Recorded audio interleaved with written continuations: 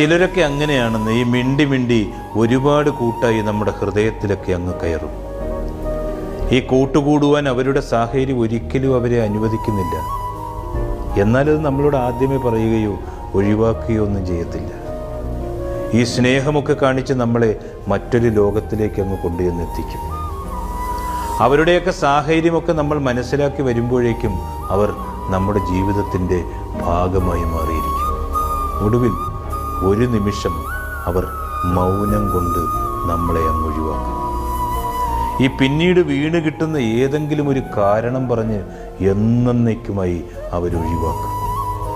ഈ ഹൃദയം കൊണ്ട് കൂടെ ഉണ്ടാകുമെന്ന് കരുതി എന്നാൽ നമ്മളെ വിട്ട് വിട പറഞ്ഞു പോയവർ, അവരെക്കുറിച്ചൊക്കെയുള്ള വിങ്ങൽ അവസാന നിമിഷം വരെയും നമ്മുടെ ഉള്ളിലുണ്ടാകും. അപ്പോഴും നമ്മൾ സ്വയം ന്യായീകരിക്കാൻ ശ്രമിക്കും.